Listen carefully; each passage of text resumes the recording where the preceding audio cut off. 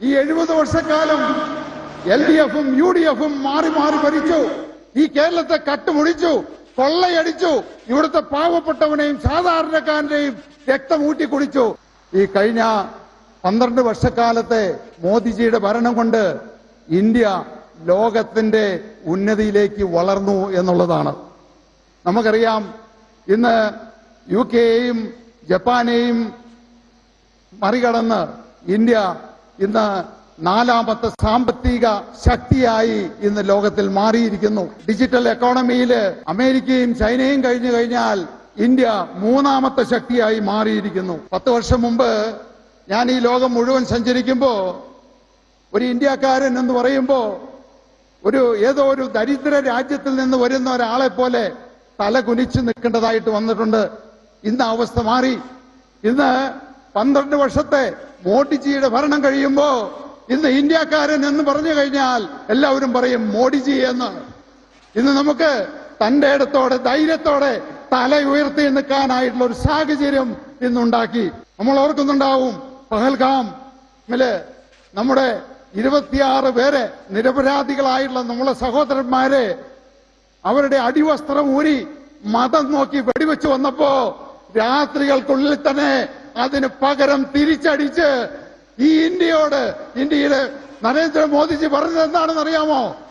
ഇത് പഴയ ഇന്ത്യ അല്ല, കോൺഗ്രസ് ഭരിച്ച ഇന്ത്യ അല്ല എന്നാണ്.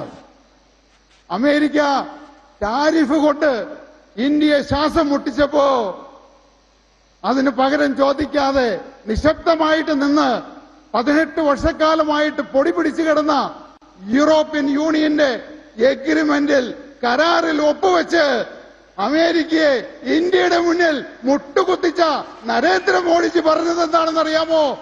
ഈ ലോകത്തില് ഇത് പഴയ ഇന്ത്യയല്ല, ആരുടെയും മുന്നിൽ മുട്ടുമടക്കുന്ന ഇന്ത്യയല്ല എന്നാണ്. ഈ കഴിഞ്ഞ 2 ആഴ്ചക്കാലം മുമ്പ് നമുക്കറിയാം, കേരളത്തിലെ ഏറ്റവും കൂടുതൽ ക്രിസ്ത്യാനികള് നേരിടുന്ന ഒരു പ്രശ്നമാണ് സഭാതർക്കം. അതുമായിട്ട് ബന്ധപ്പെട്ട് നരേന്ദ്രമോദിജിയെ കാണാനായിട്ട് ഇടയുണ്ടായി.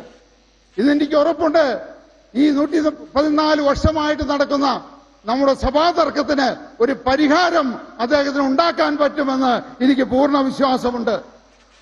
ഈ 70 വർഷക്കാലം LDF-ഉം UDF-ഉം മാറി മാറി ഭരിച്ചു. ഈ കേരളത്തെ കട്ടുമുടിച്ചു, കൊള്ളയടിച്ചു. ഇവിടുത്തെ പാവപ്പെട്ടവനെയും സാധാരണക്കാരനെയും രക്തം ഊറ്റി കുടിച്ചു. ഇപ്പോ ക്ഷേത്രങ്ങളും പള്ളികളും കൊള്ളയടിക്കാൻ തുടങ്ങിയിരിക്കുന്നു. നമുക്ക് ഈ 70 വർഷം കൊണ്ട് ഇവർ നേടിത്തന്നത് എന്താണ്? മയക്കുമരുന്ന്.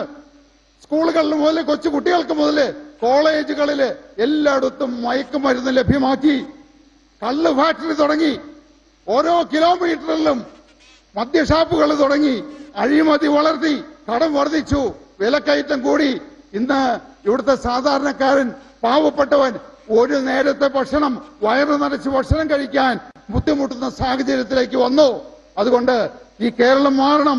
ഈ LDF-നെയും UDF-നെയും നമുക്ക് തൂത്തെറിഞ്ഞ് അറബിക്കടലിൽ എറിയണം. അതിന് ഇന്ന് ഇന്ത്യയില് ഒരേ ഒരു നേതാവിനെ സാധിക്കൂ. ഇന്ത്യ ഭരിക്കുന്ന നമ്മുടെ പ്രധാനമന്ത്രി നരേന്ദ്രമോദി